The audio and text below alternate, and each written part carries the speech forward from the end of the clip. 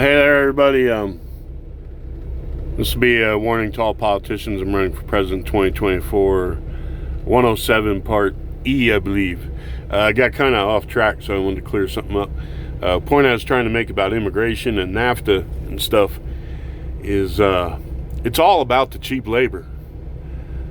So, and the same people who are saying, oh, you know, you got to help these people and you got to have this immigration and all this and everything, and they're acting like they're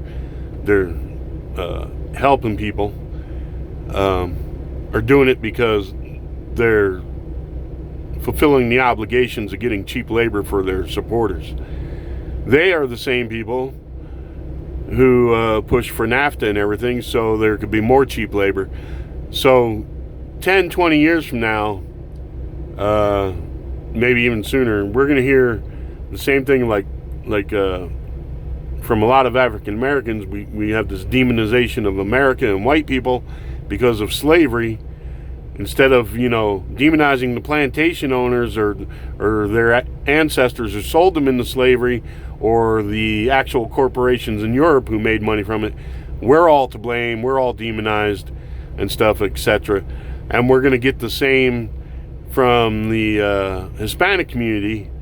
We've already seen some of that, to where, oh, America got rich off of using us as slave labor. America got rich, white people got rich and benefited by using us for cheap labor, etc.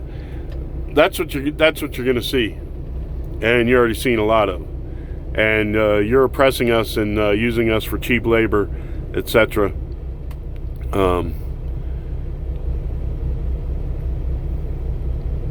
That's going to happen, but and then the politicians will be right on that bandwagon too. You understand? So what the thing about all this is all right for this global economy, free trade, all that, etc. Why for the Chinese to have jobs and have an economy do Americans have to lose their jobs? And why for Mexicans to have jobs and an economy do Americans have to lose their jobs? Do you understand? That's the reasoning of these people who want to you know, say they're working with this global economy and stuff and everything is the way they do it. They sell you out, and it makes no sense. It's convoluted. It's like they do it because it's enriching them. Wall Street likes it. It's enriching them. Corporations around the world like it because it's enriching them. And that's why they're for these things, doing it the way they're doing it. There's nothing wrong with a global economy and the Chinese or the Mexicans having jobs, but they need to do it from within.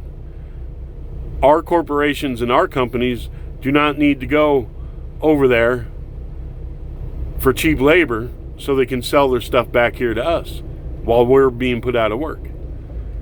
Now, you can argue, well, we got, you know, car companies and stuff from other places around the world who make their products here and sell them here. Yes, we do.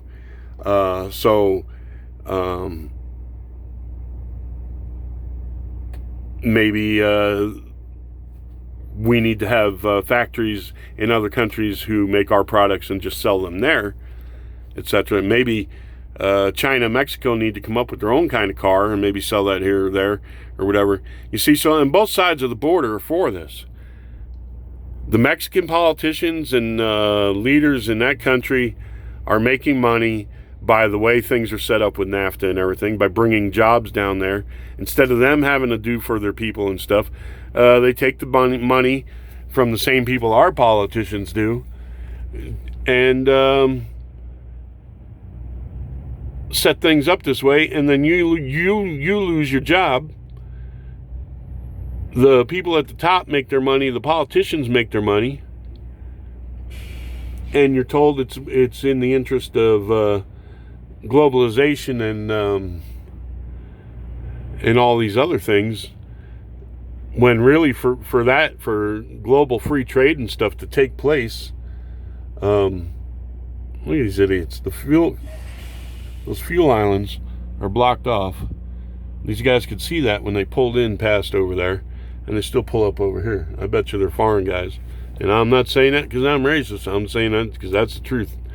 They park anywhere they friggin' want to. Don't give a damn about anybody out here most of the time. So, and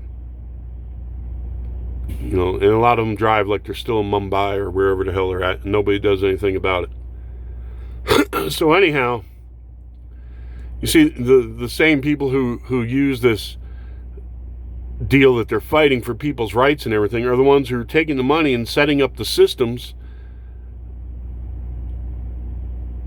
that aren't doing any good for anybody. It's just making them and the people at the top on Wall Street their money. It was like Obama and Obamacare.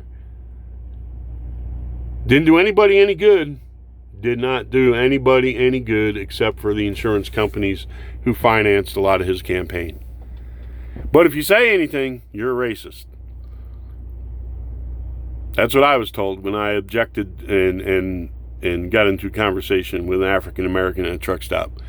That the whole thing was a bunch of hooey, and he lied, that Obama lied through the whole thing and everything. I was told I just didn't like him because I was a racist.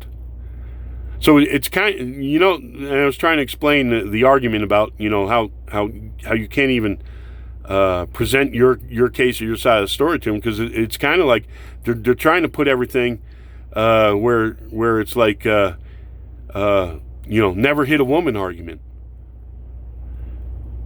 So never confront an African. We're talking equality. So shouldn't I, if there's a problem between me and an African American, shouldn't I handle that the same way I would handle a problem between me and a white guy? But if I can confront or object to something they're doing or something, I'm a racist. I'll give you an example. I was in Walmart one time, elderly white lady behind the cash register, 3 African-American young guys, probably in their mid-20s or early 20s, in front of me, each paying for their stuff separately. And the one guy didn't have enough money, and it was, hey, N-word, give me, $2.50 or whatever the hell it was. No N-word. Pay for your, no N-word, no, and made me and the lady, the cashier, very uncomfortable. I could see by her body language. And I thought at the moment, if I tell these guys, hey man, you're not on the street corner right now or something like that, what's going to happen? What's going to happen? Because it wouldn't take much for a situation like that to get out of control, would it? And automatically, if I would have said something, or something happened, I would have been the bad guy in the situation. So anyway, it's kind of like that never hit a woman argument. Oh, really? What if she's got a knife and coming after me or going after my kid? Can I slug her then? Can I? If she's drunk and hysterical and standing there beating on me, can I defend myself? Well, yeah, in those situations, but never hit a woman. Which I agree with. People who abuse women and stuff, just have a problem. But in a lot of cases, it's a very bad situation, the relationship. You have 2 mentally unstable people who drink and do drugs on top of it, involved in situations, and they're beating the hell out of each other. So, but I mean, that was the point I was trying to make. It seems to be now that it's they want to put up this wall that you can't present any kind of logic. You can't present any side of it other than their narrative, or you're automatically a racist. And so it's kind of like that argument. Well, never hit a woman. If you hit a woman, you're some kind of abuser. You see what I'm saying? They're trying to put up where you can't have any, you know. So if you were trying to argue, well, why can't I hit a woman? Why, type thing, you're just in the wrong. So clearly, if you make an argument about anything going on, you're a racist. Anything a black politician does, if you object to it, you're a racist.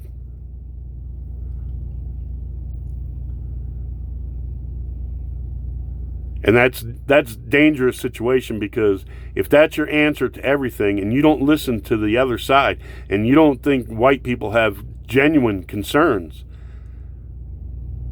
and you just keep putting up this wall, eventually it's going to push it to violence. Eventually. I mean, that's the only logical outcome if you think about it. That is the only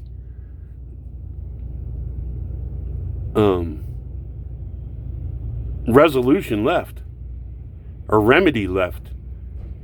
If all the time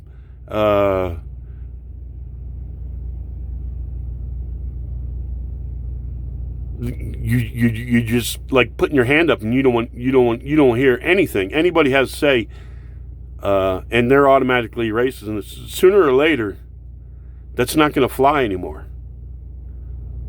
Especially if it starts affecting people's lives through laws and abuses and rises in crime, etc. Getting rid of police forces, what have you. Pretty soon, that argument's not going to fly anymore. Pretty soon, people are just going to say, you know what, we don't care. We're tired of it. They might be the furthest thing from a racist their whole entire lives. But when push comes to shove, there might be a point where they just say, we don't care no more. We don't care what you say. We don't care. We're not putting up with it no more.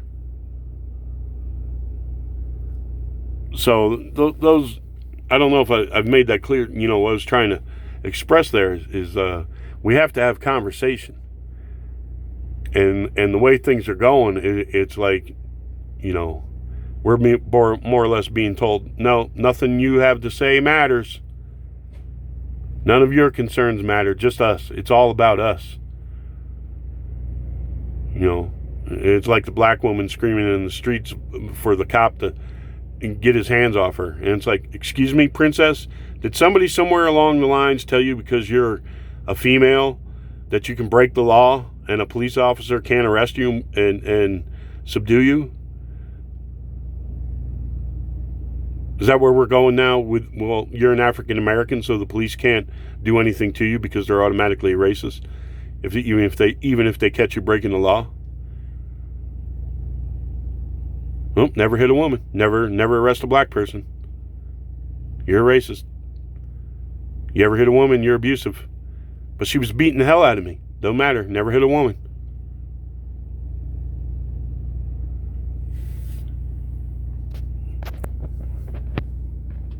So I think we really need to take a hard look and stop all the nonsense and name calling and demonizing people. And we need to take a look at, the people who support all this immigration and stuff are the same people who support our jobs going overseas and south of the border, because it's making them money.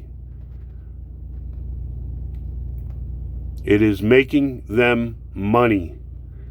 Because the real solution would be for Mexico to get its shit together and have a minimum wage and this and that. So it wasn't so easy for, foreign companies to come and build factories and stuff there. And same thing with China, who doesn't pay its people anything either. I mean, if we're going to have equal and fair trade and globalization, then let's do it that way.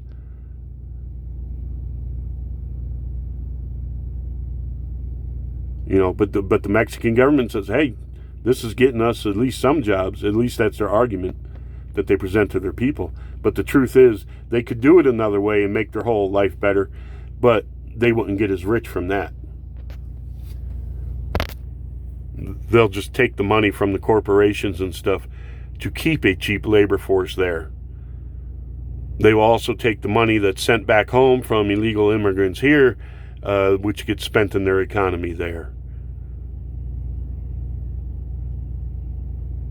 See, so these people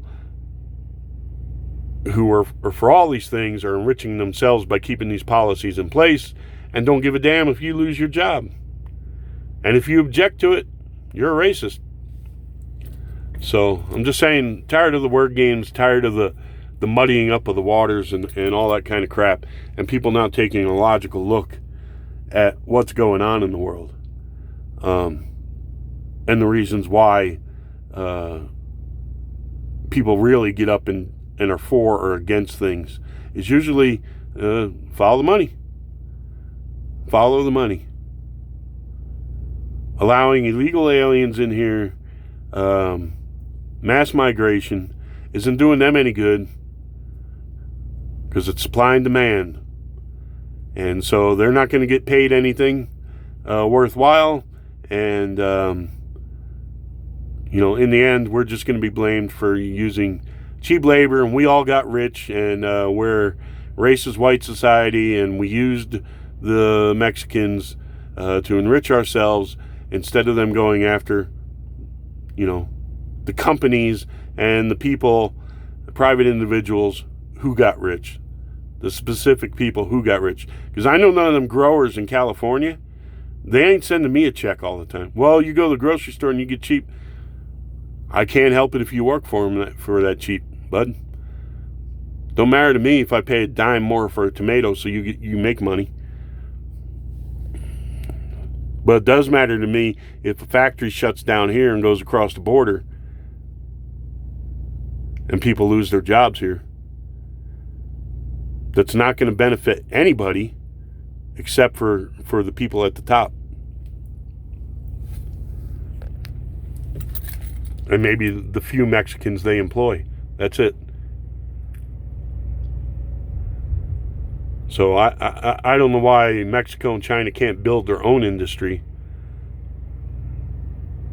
And if we're going to have global trade and all this stuff and everything, fine. What do you got? You want to sell what over here? Yeah, sure. If there's a market for it, bring it over. Sell it. Or what, you don't pay your people anything and you're going to sell that for half of what we... No, you can't do that. We're going to put a tariff up on that. Or we're just going to block you. That would be the more logical, because a tariff... eventually the consumer here will pay. They'll just raise their price of their product, which will do nothing for their workers. That money won't get passed to the workers in a higher wage or anything like that. So I think we need to start looking at these countries and say, guess what? You want to sell your products here in the United States? You got to get a more modern, you got to get some kind of minimum wage or something going. It don't have to be exactly what we have here, but you need to start coming up on the scale. I think that's the way things are only going to be fair. So, wanted to clear those things up. All right, wish you all the best out there. Good luck. God bless.